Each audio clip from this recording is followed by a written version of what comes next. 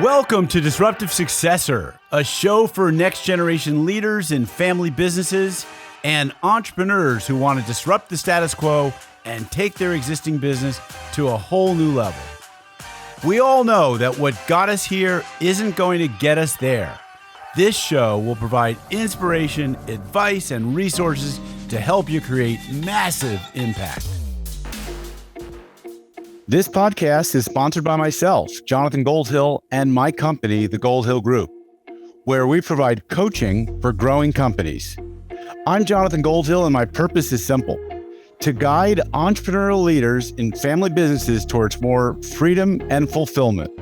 I want entrepreneurs to get clarity around the changes that will make them and their businesses more successful so they can experience the same freedom I've enjoyed in my life.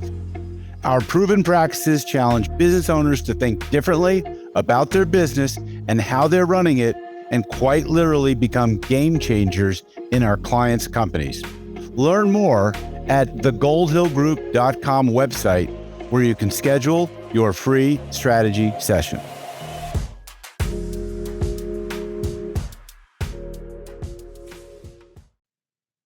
Hi, it's Jonathan Goldhill, and welcome back to another episode of the Disruptive Successor Show. Today, I have with me Ben Wolf, who founded Wolf's Edge Integrators. And he founded this company after solving a problem a lot of business owners have. Ben was stuck in the weeds of a business he launched in the tech-powered home care industry and didn't have $250,000 to hire a full-time, top-notch chief operating officer, someone who'd run their own business and knew how to transition growth chaos into mature efficiency. Doing it the hard way, Ben eventually grew that business into the largest organization of its type in New York State. Today, Ben runs Wolf's Edge Integrators, a fractional COO firm where their main integrators have all owned or run businesses before. He's also the author of the best-selling first book on the industry, Fractional Leadership: Landing Executive Talent You Thought Was Out of Reach. Ben, welcome to the show today. Thank you so much for having me, Jonathan. Truly appreciate it. Great. So, Ben, why don't we start with just a little bit of background about yourself, your business background, like how you got into business maybe in the first place. You can go back as early as you like, and then take us all the way through to the starting of that home care business. Sure. Well, I was expelled from kindergarten when I was 5 years old. No, I'm just kidding. I mean, I actually was, but that's a whole separate story. Grew up in Nashville, Tennessee. What? A true entrepreneur. Yeah, was right? Expelled from kindergarten. Actually was. But I grew up in Nashville, Tennessee, and went to college in New York, got married there. We got my kind of entrepreneurial start is after I was a corporate bankruptcy attorney at a Midtown Manhattan law firm. I transitioned into the entrepreneurial space, joined this healthcare startup Jonathan mentioned before, and built most of its operations. As he told you, we kind of grew that up to the largest organization of its type in New York State. Through that process, we started doing EOS. We retained an EOS implementer, the Entrepreneurial Operating System, which is a business operating framework. So I got some experience in the business I was building, and we got to over 130 people by the time I left, and just truly learned a huge amount during that process. After spending some time as a COO at another healthcare business, I left and hung up my shingle as a solo practitioner, fractional integrator, or fractional COO on my own. It took me about 14 months of business development and networking to build up a full-time practice, kind of build that up into a full client load. And then over time, eventually decided to turn that into a firm and start inviting other experienced COOs to join me, people who wanted to be part of a team, really like making a difference in clients. I wanted to do so with a group of people that were like-minded and had similar values. So now at this moment that this is being recorded, we've currently got 11 fractional COOs on our team, all amazing people, owned and run businesses before. You mentioned the book that I wrote. I wrote that just because I saw a complete lack of any center of gravity in this whole fractional executive industry. It's kind of a new buzzword. And that was, sort of like 2019, 2020, 2021 at the time. And I just saw how there's just a lack of any centralized information or authority about this whole industry, about anybody interested in doing it for their business, whether it's marketing, getting a fractional CFO or marketing, CMO or finance CFO or CTO or, CSO, chief sales officer or chief revenue officer or COO or chief people officer, just any of those things. So I wrote a book that just, to kind of surprised to find that there had not been one written before. I honestly couldn't believe it when I started Googling it and checking Amazon. I couldn't find any other book on the subject. So that certainly, became a bestseller when it came out in 2021.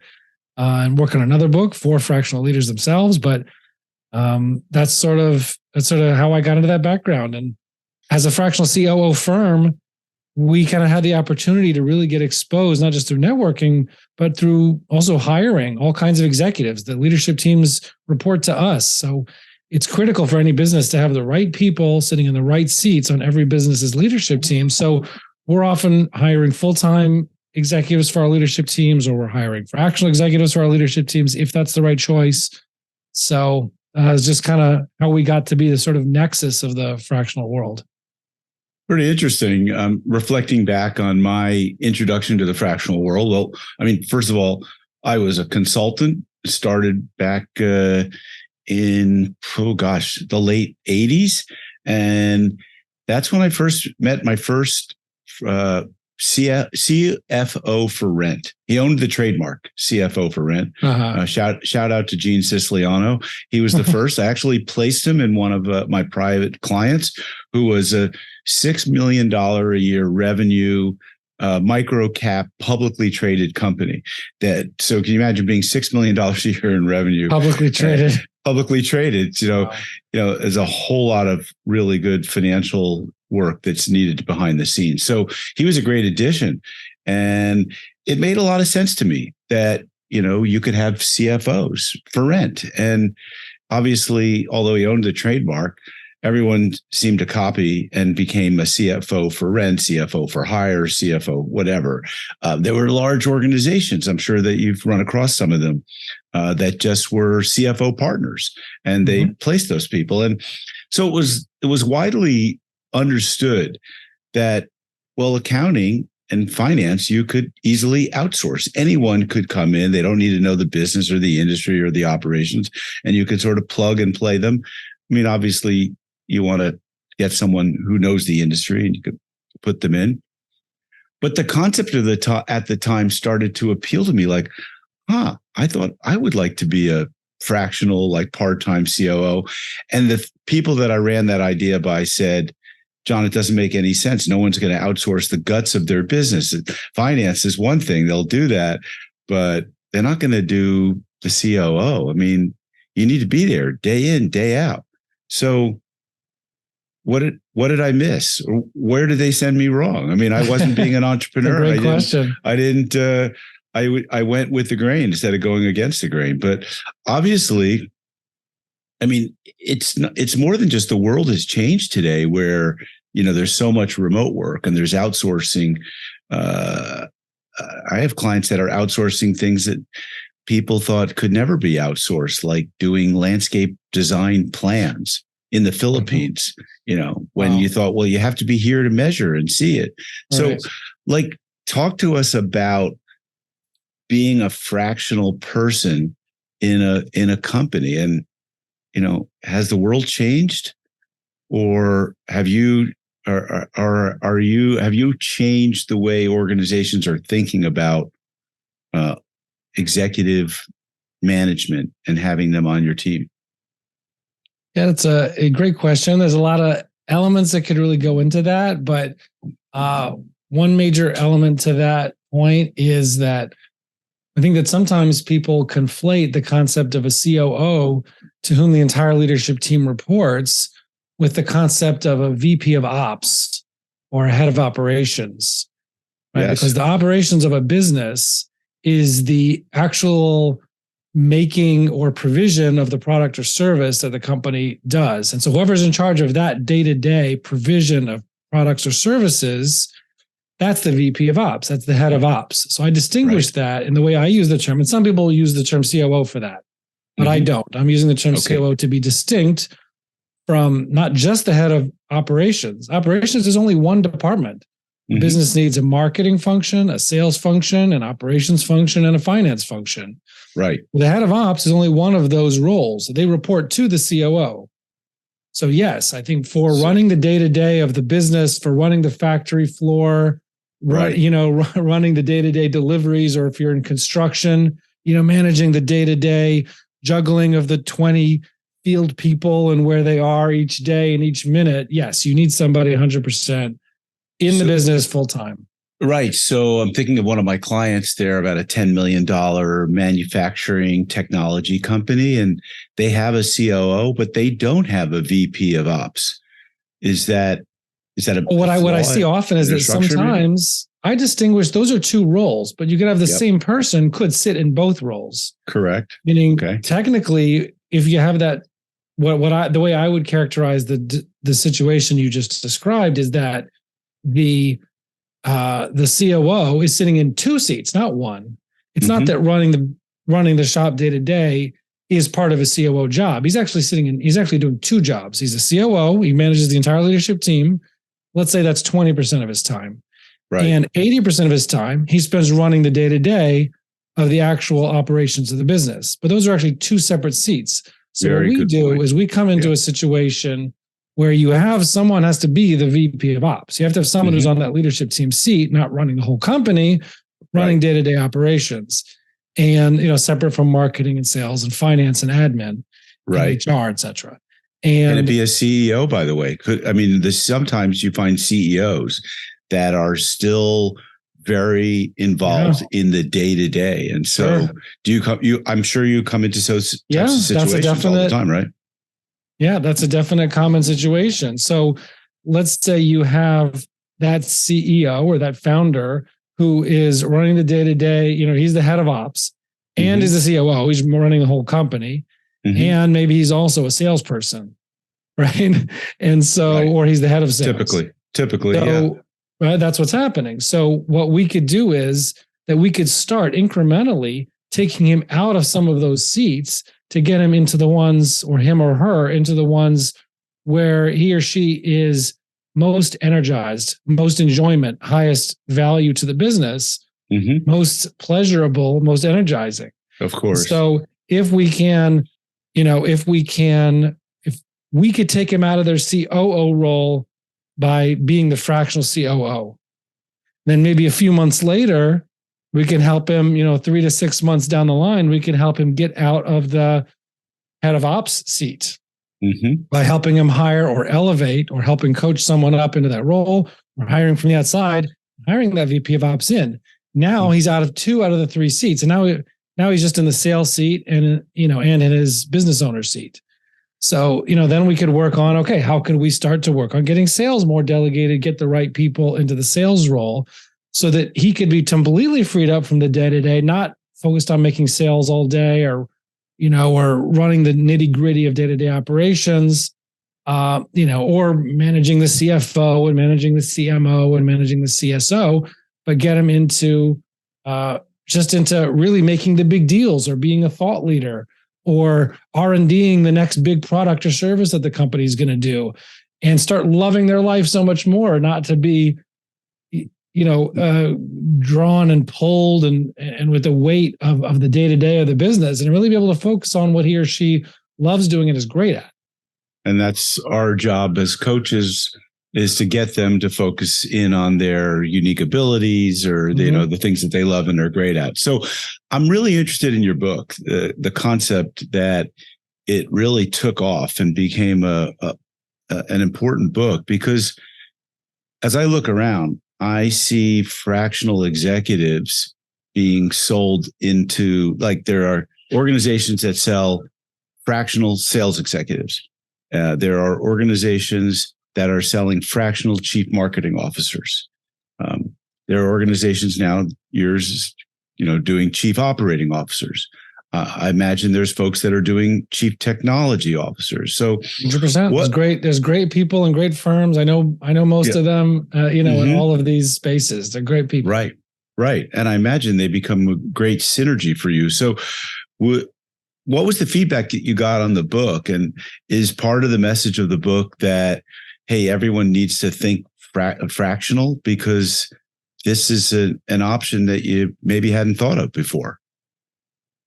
Yeah, I actually had an interesting conversation with the head of one of the fractional communities out there. There's a lot of kind of online communities that have popped up for fractional executives, and there's one of them called the Fractional Brain Trust. And the head of it was actually just telling me, we had a call late last week or I think it was late last week. We had a call, and he was just telling me that it transformed his entire fractional practice as a CMO.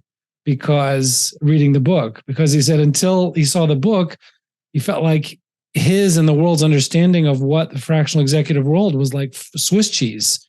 It was just like, we're kind of a consultant, but I sort of have a role in the company. It was just kind of amorphous. And he felt like, by the way I described it in the book, it was just how, no, you as when you're bringing a fractional executive into your company, you're actually bringing. And this is, go back to your question that you might have been asking is, how do you define what a fractional executive is? That was my next question. Like, fractional, what's your definition? CMO is a CMO. A fractional CRO is a chief revenue officer. A fractional COO is a COO, or et cetera, et cetera. They sit on your organizational chart or on your accountability chart, depending on what you call it, as opposed to a consultant or advisor who sits outside your accountability chart, outside your organizational chart, and they report to someone on the org chart and provide a scope of work, or whether that's a specific piece of advice or analysis, or whether that's a specific piece of execution. But it's a finite piece of scope of work, as opposed to someone on your org chart. They don't have a specific scope of work. Your CMO on your company is responsible for all of your marketing results and execution and strategy. Your fractional CFO or your CFO, whether fractional or full-time, is responsible for the financial operations and analysis and decision-making of your business. Fractional COO is in charge for the entire execution and strategy of the business, including all of its functions: finance, operations, marketing, and sales. And so when you're doing that fractionally, you're just doing that same role. You're just doing it fractionally as opposed to full-time. Because you would not be able to afford, some businesses, at least at a certain scale, let's say 10 to 100, 200 people in a business, is not going to be able to afford an executive that's actually run that function of a business before.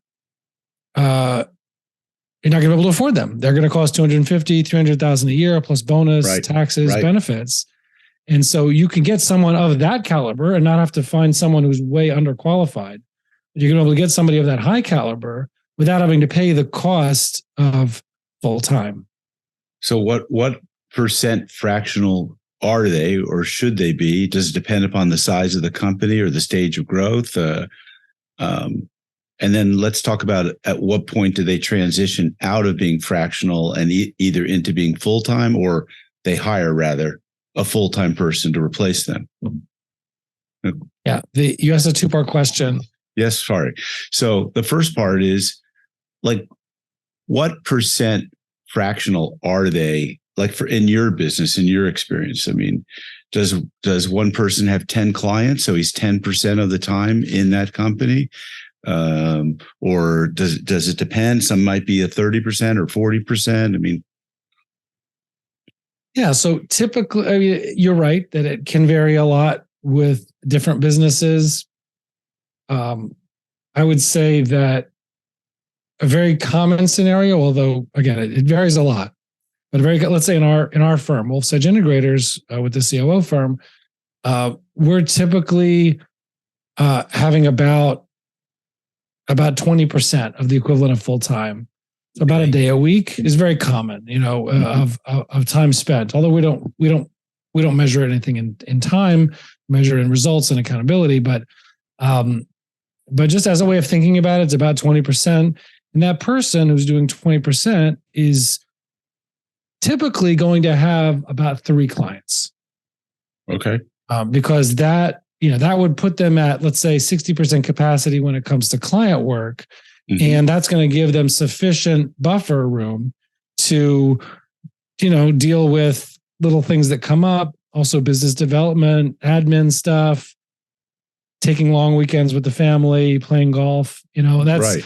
All the other things that are, because people are coming into this having had a full career. So we're looking to, not to Understood. Be doing the 60-hour-a-week thing anymore. Understood. So that's. But let's talk about the 20%. Yeah. So, is this okay? Ben will be showing up on Tuesday, or no? Ben's here throughout the week, or he's in and out of calls, Zoom calls, and he's available pretty much. Within 3 or 4 hours, he usually responds to an inquiry. How is that 20%? Is it spread out, or is it on a single day, or it's a bit of a mix? We like to keep it in a set amount of time, mostly. Right. Let's say a day a week, or something like that. When things come up that are time sensitive, we are available. Mm-hmm. And so actually actually just put a testimonial on the website recently from one of our clients who has a real estate management company. And she said about Laura, the member of our team, who's her COO, that, doesn't even feel fractional. Like whenever we need something, it makes yourself available. It doesn't even feel fractional.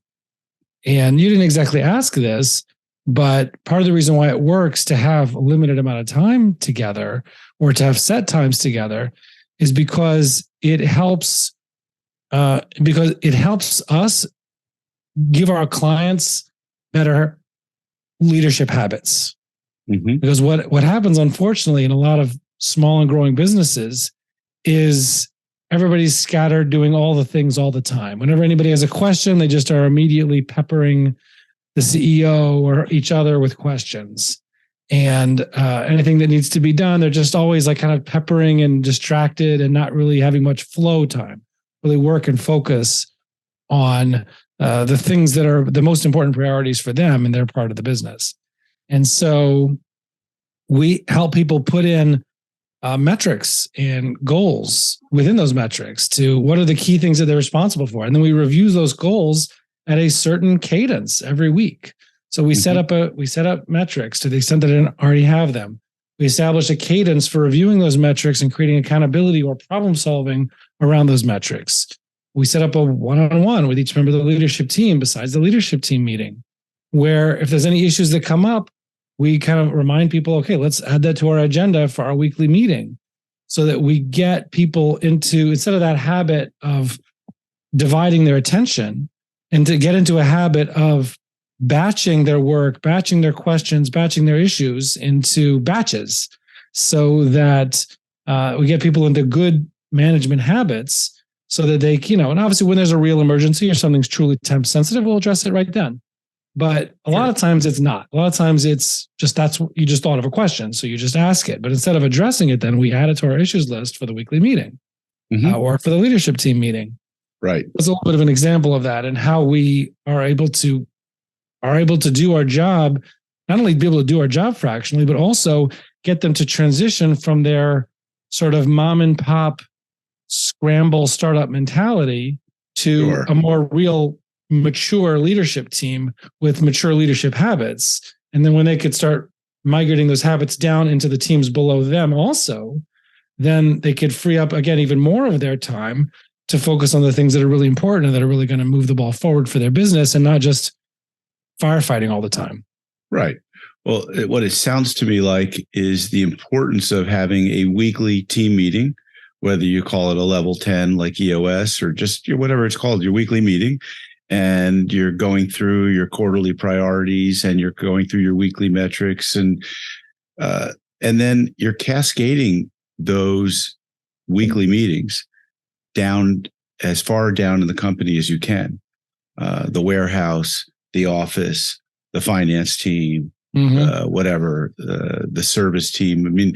So you're really cascading as many of those meetings down, and then there's also visibility to the entire plan of where are we going, where do we want to be at the end of the quarter, the year. So All right, so let's talk about, how do I know whether engaging with a fractional executive is right for me and my business? So that's a great question. It's going to really depend on, I guess one thing you need to ask is that, what do you really need? Because you may not need a fractional executive. Do you need more of a doer, or do you need a leader? Do you need someone, because the rate that you're going to pay somebody who's ran a business and runs businesses is going to obviously be a lot higher than the rate you're going to pay someone to be a manager and take care of the day-to-day details. So you need to be very mindful about, what do you truly need? Mm-hmm. Maybe that experienced executive who's run businesses before, or that CMO that's ran, a marketing team of 10 or 20 people already, is like shooting a rabbit with an elephant gun. Like, you just don't need, maybe you don't need that right now. Okay. Be honest with yourself. Do you need a leader or doer? Maybe what you need is more of a manager. Maybe I need to hire a content manager, and we'll just have to figure out how to manage that person. Maybe I need, or if it's in operations, maybe I need a VP of ops, or maybe I just need a head of warehouse. I'll still be the VP of ops, but just try to be honest with yourself. If you need a doer or you need that leader. And so that's one thing I would say to consider. It's maybe the most important thing to consider. Right.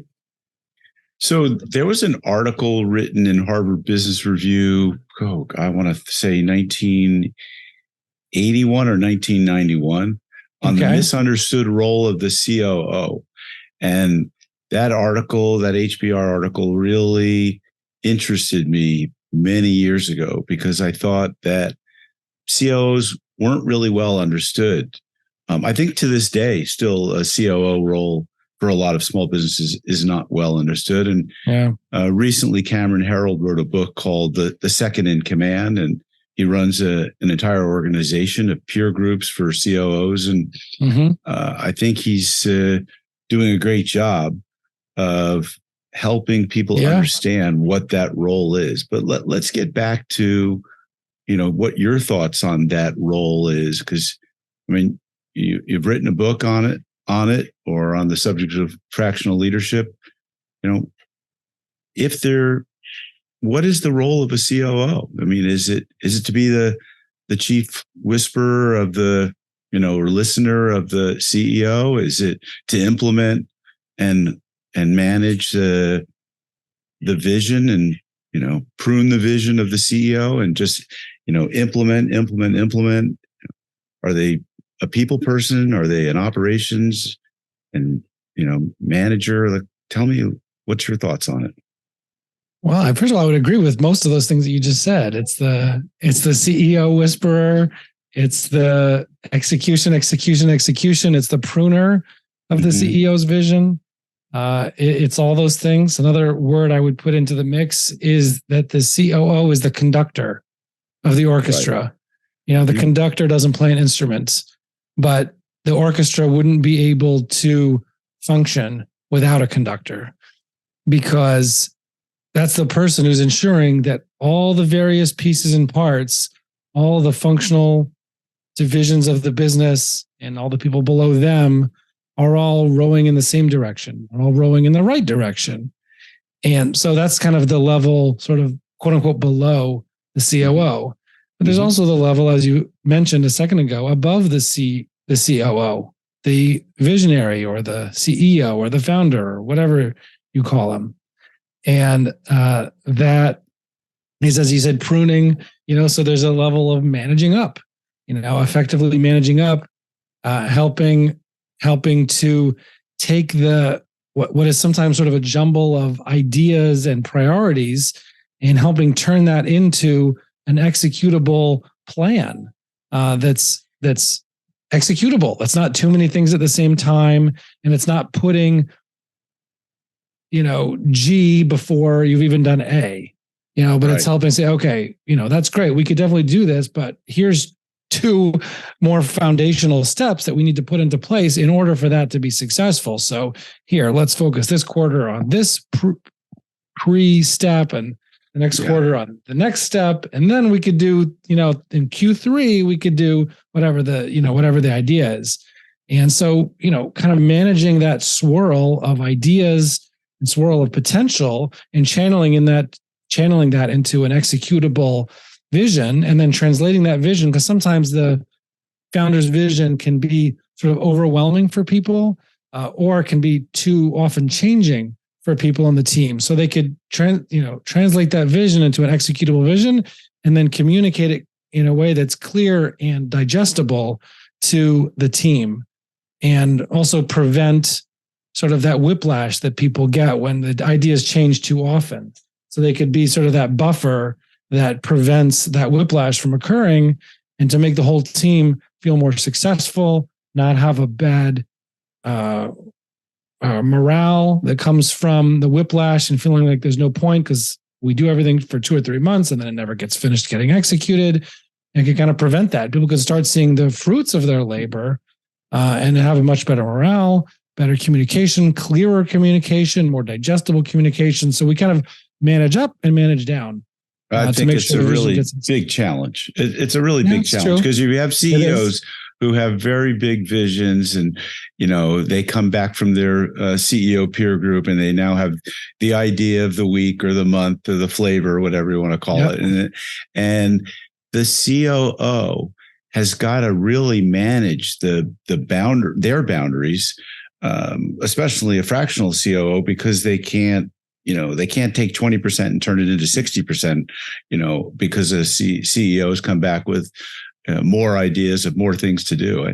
I think it's a very challenging piece of work and very exciting. Super excited about what you guys do. So at what point, is there a sweet spot for a fractional COO, or in terms of the size of the company, or certain industries, or anything our listeners should be thinking about, like whether it's right for them? I would say any it could be any industry. I mean, we work with clients in manufacturing, retail, e-commerce, healthcare, professional services like law and accounting, technology companies, SaaS, HVAC, home services, all kinds of industries. I would say that it's best. I guess I would say 20 to 250 people is like a most normal situation. There's at least 2 members of the leadership team besides the visionary, besides the owner. At least 2 other members of the leadership team that are already there is best, because if there's no one to delegate to other than the owner himself or herself, then that's no good. Not able to take much off of their plate. Right. But then what I would say is in that, let's say 5 to 20 person range, in that smaller company, we do have some smaller engagements where we're more, you could call it integrator coaching, right? Whereas the visionary or someone else in the business is sort of the integrator or the COO, but we're sort of coaching them because they don't really have anyone with a real experienced executive COO brain. So we kind of coach them, and by serving in that role, but more on a coaching basis, but not really taking on responsibility for the execution of that like we do in a normal engagement, because they're just too small for that. They don't have, it's really, we're just helping them get clarity on their engagement. Right. And then we'll have, let's say the first 6 months with them, we'll be helping them clarify their priorities, helping them hire 1 or 2 seats on the leadership team. And then maybe, let's say 4 to 6 months in, once we have certain key seats on the leadership team filled, then we'll come in and act more as the COO, more fully, not just coaching. But you said earlier about the VP of Ops being an important position in the company. Is that requisite? I mean, you have to have, somebody has to have that, even if it's an interim person. Okay. And if it's the owner of the company is the interim person. I mean, ouch. But they're probably already doing it anyway, right? I mean, if we're coming in that situation, they're probably already doing it. Right. So whoever's already doing it, probably would continue doing it. And even if they're not the best person to be doing it, at least on an interim basis, we could kind of coach them, sort of band-aid it, help them, babysit them somewhat until we could either help them level up into properly filling the role or replace them. But we need to have somebody covering the day-to-day because we can't do that fractionally. Like, to be like aware of, let's say, 10 jobs in the field going on and what time the homeowner and like addressing calls from the homeowner, like it's not going to work. No, understood. Like, we can't do that. That's chaos. So you actually have a roadmap you call Chaos to Control. Tell us what that is as we wind down the show. Yeah. So I guess one of the things we found is it's hard for business owners to get a concrete picture of what the path is from where they are now, which seems so confusing, to where they want to get their business to. Let's say a self-managing business where they're free to focus on what they love to do, right? Mm-hmm. That could be, let's say, 18 months to 2 years out, right? Let's say.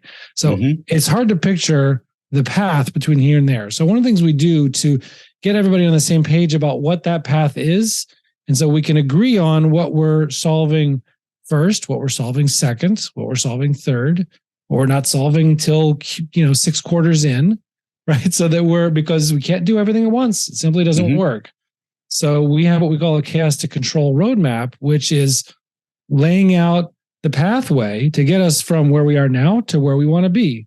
What are we focusing on the next few weeks, this quarter, next quarter, the quarter after, and in subsequent quarters? So we have an order of operations for all those things. And it doesn't, because sometimes it stresses us out. Like we see like, oh my gosh, there's this big problem and it's not one of our priorities right now. So it feels very scary. But if we have a roadmap where we say, look, we can't, we recognize that these other 3 priorities are more critical. They're first, but look, that priority is in the roadmap. It's here. It's not lost. It's not being forgotten, right? We've all agreed when that takes place and in what order it takes place. So let's focus on what we're doing now so we can get to that when the time comes. And we just find that it provides peace of mind, provides the ability to have everybody on the same page about what we're solving and also importantly, what we're not solving and how we're patching in the short term, the things that we're not solving right now. And so that's the kind of project over the first quarter. As we really get into the guts of a business, we come up with that roadmap, the Chaos to Control roadmap. We work with the business owner and then the rest of the leadership team to get on the same page about what that roadmap and order of operations is so that we have sort of a path throughout the engagement of what we're executing. Sounds good. Ben, thanks for being on the show today. It was interesting to learn what you're doing and how you're going about doing it. Thanks for your time. Folks, experts, I think, would agree that the role of the COO is the most misunderstood and the least defined in the C-suite. And I applaud you, Ben, for helping to expand the definition and understanding of the role of a fractional chief operating officer. So thanks again. Well, my pleasure. Thank you so much for having me. All right, folks, you know the drill, right? If you like this show, give us a good rating on your podcast listening application of choice. Share it. Give us a 5-star review, hopefully, and tell others about the show. And stay tuned for future episodes. This podcast is sponsored by myself, Jonathan Goldhill, and my company, the Goldhill Group, where we provide coaching for growing companies. I'm Jonathan Goldhill, and my purpose is simple: to guide entrepreneurial leaders in family businesses towards more freedom and fulfillment.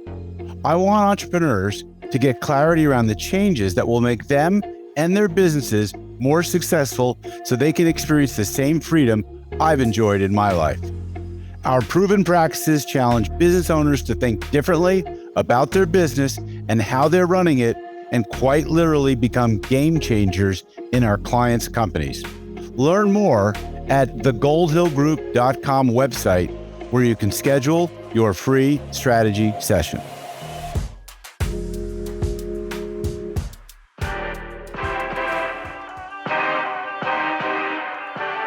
Thank you for joining us on the Disruptive Successor podcast.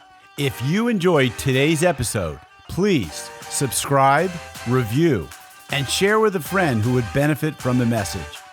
If you're interested in picking up a copy of my book, Disruptive Successor, go to disruptivesuccessor.com.